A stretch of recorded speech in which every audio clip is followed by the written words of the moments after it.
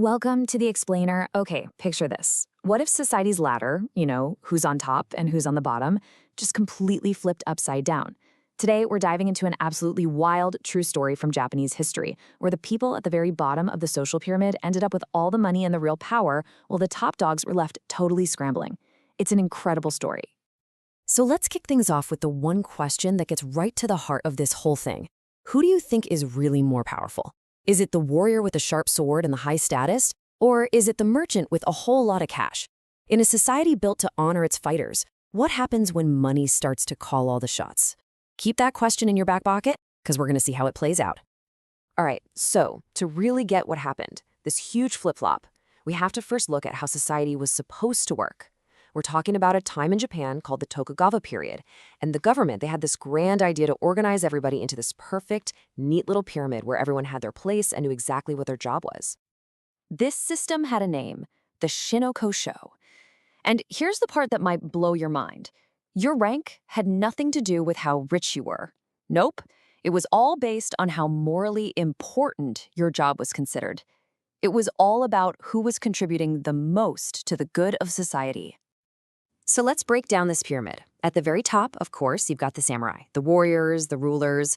But check out who's number two. The peasants. Why? Because they grew all the food, and you can't have a society without food. Makes sense?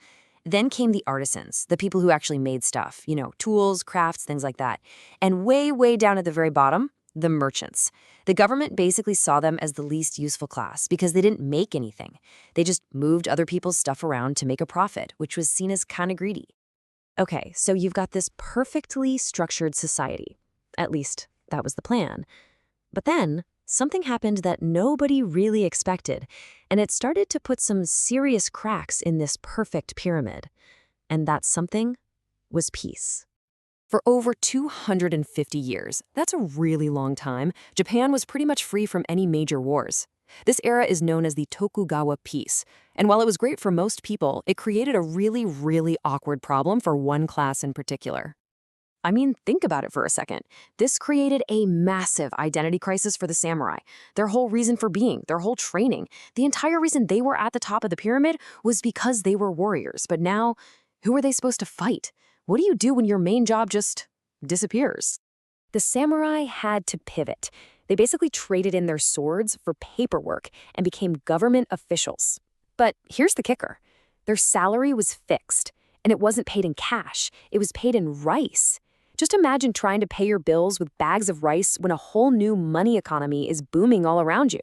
To make matters worse, they were strictly forbidden by law from doing any side hustles or business to make extra cash. This right here, this shows you the great flip-flop perfectly.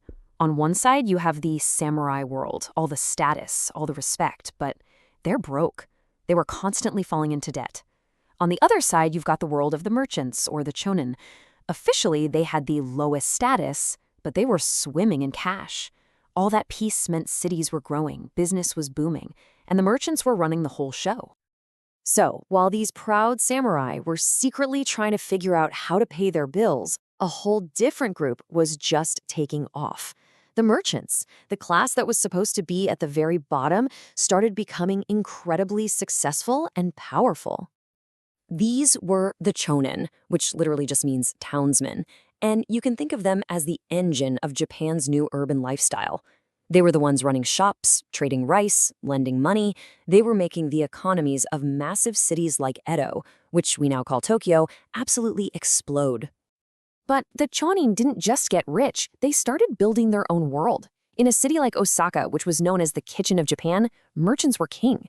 They didn't really have to answer to the samurai. They could create their own art, their own fashion, their own ideas about what was cool. And what a culture it was.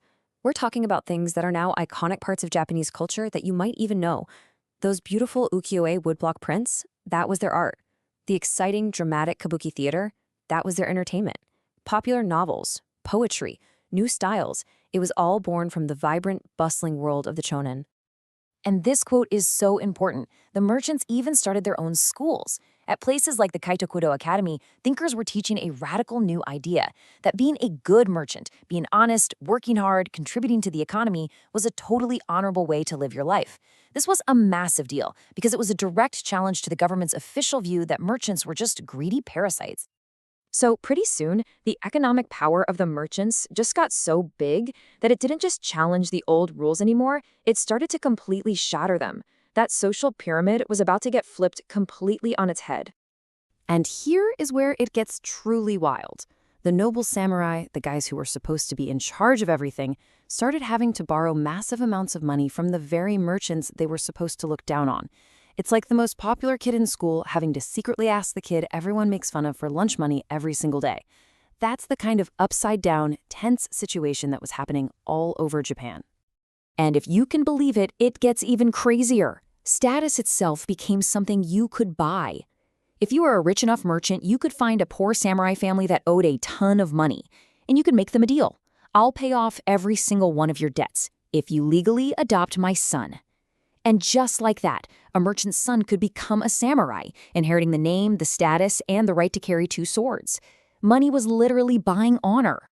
This old saying just nails the impossible situation the samurai were in. It means that even if a samurai was so broke he hadn't eaten all day, he had to walk around pretending he just had a giant feast. He had to keep up appearances, to project that high status, even when his reality was the complete opposite. He had the status, but no cash, while the merchant had the cash, but no status. Something had to give. So, what does this whole social flip-flop really tell us about this time in Japanese history? Well, it shows us that the real story is so much more complicated and, frankly, more interesting than the simple labels we sometimes stick on things. The entire society was stretched to its breaking point, like a rubber band being pulled way too tight.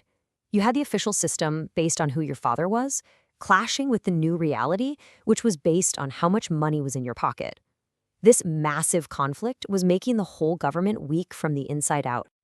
So when foreign ships showed up in the 1850s and started making demands, the old Tokugawa system was already incredibly fragile. It was like a giant tree that looked strong and mighty on the outside but was actually rotting from within. It just couldn't handle the new pressure from the outside world because it was already falling apart on the inside. This is a huge reason why the age of the samurai ended so quickly. And that's exactly why just calling this period feudal Japan doesn't do it any justice at all. That simple label hides all of this incredible change, this explosion of new culture, and all the social drama that was actually going on. This wasn't some static, boring period. It was a society going through a massive, fascinating, and messy transformation. And that kind of leaves us with a final thought to chew on, doesn't it? How often do we use simple labels to describe big, complex things in history or even in our own lives? By digging past those simple words, we found this amazing story of conflict, creativity, and a total social reversal. It's a great reminder that behind every simple description, there's almost always a much richer and way more interesting human story. Thanks so much for hanging out with us on The Explainer. I hope you had fun digging into the incredible story of Tokugawa Japan's great social flip-flop. We'll see you next time to unpack another amazing piece of the past.